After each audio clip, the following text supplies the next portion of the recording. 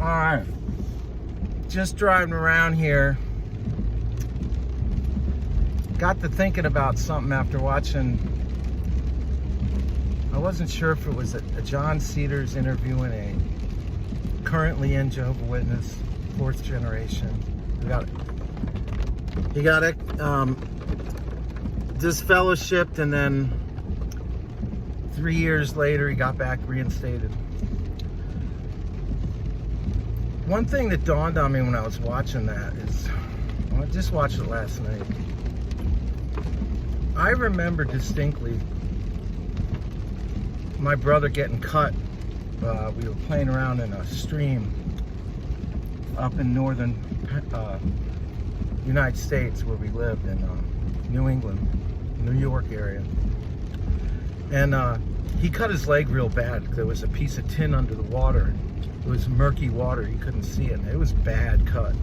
And he had a huge cast on. Back then they would cast you as kids. They put staples in, but they casted it because kids are gonna mess that up. You know, they don't want anything to get infected. Kids are still gonna play and stuff.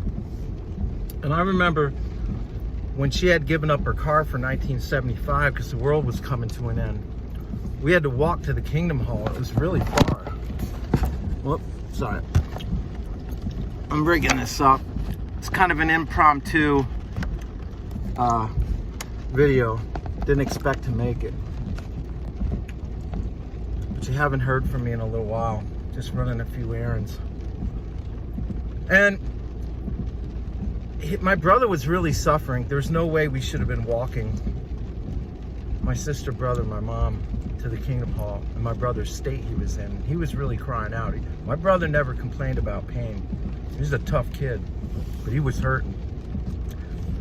And, you know, people become so deluded when they're in this destructive cult that she just kept it going, kept us going, you know, because the Watchtower and the culture of Jehovah's Witnesses, you can't miss meetings. That looks bad. Not even one. We never missed. It didn't matter. We could be on our deathbed and we were going to that damn meeting.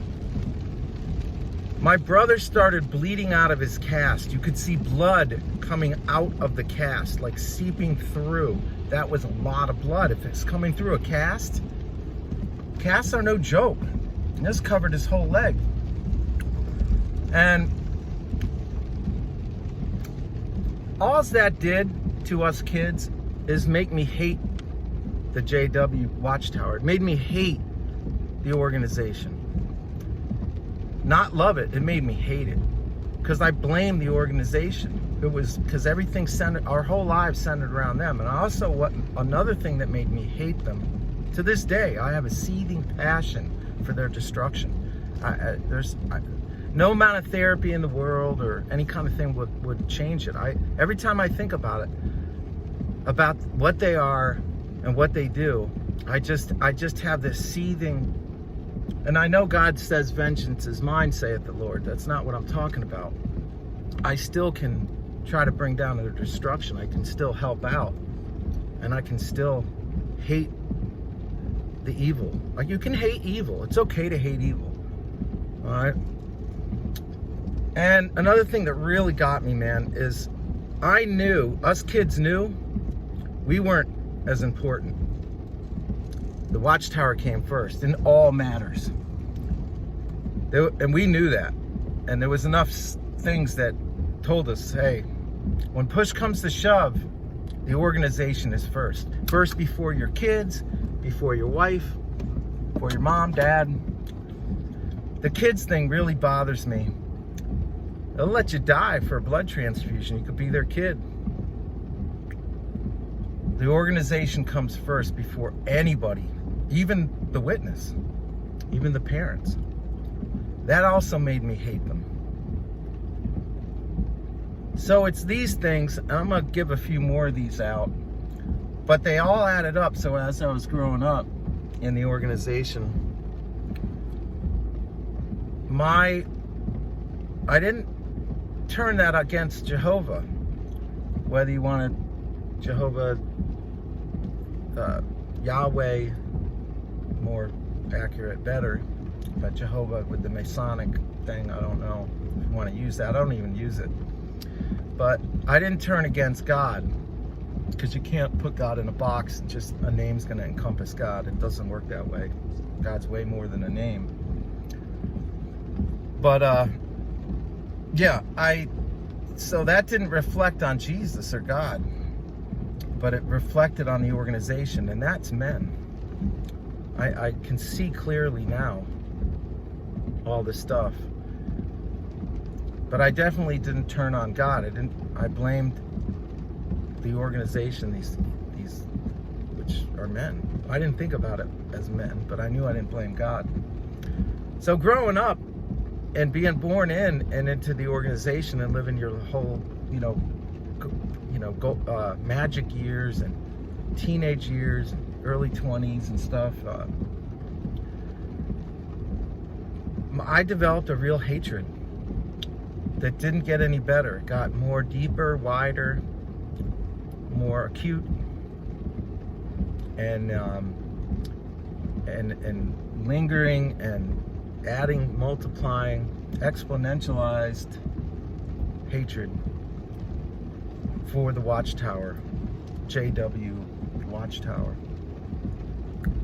I wanted to get that out. Put some comments down below, and please support this gal who's really awesome. I know she has a Patreon, and her videos are just incredible. She is Smurf Girl. If you can, support her. Also, support, this is kind of controversial to some people, but the ex-Mormon Sean McCraney. I know he turned on Christian. He's a preterist, which is, you can look that up and what that means, but I still feel that he does a lot more good than harm, even being a full preterist. And it just means that Jesus, the fulfillment, Jesus already came back after the temple fell, and so we're to do our best here, and then when we pass on, it's controversial. I don't even know if I'm explaining it right in words, but I do know what the concept is, and he talks about it. But it's a good cause. But definitely, Smurf Girl. That definitely, she's no joke. So I'll put that out there. Mormons, Scientologists, and JW's ex-communities are all coming together. I've been watching this over the past few years, and we're starting to coalesce, and the governing body's being taken to court by the state of New York. An ex-Mormon lawyer she defended the older woman who got burnt with the McDonald's coffee. She won that lawsuit for her. And she is using the RICO statutes to go after. There's a case against the Mormon Church. But it's a start. Scientology's been sued a bunch of times. They're getting more and more getting kicked out of different countries. So the Jehovah Witness, they will never get back into Russia, ever.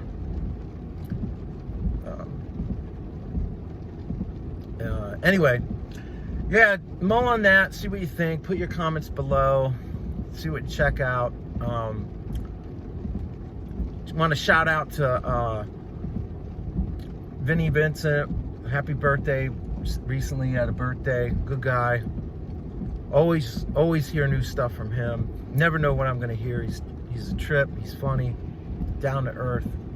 You have even when he was in, he had problems with it. You know what I mean? Like, his disposition and personality wouldn't lend itself to full indoctrination like that, just to go along with anything.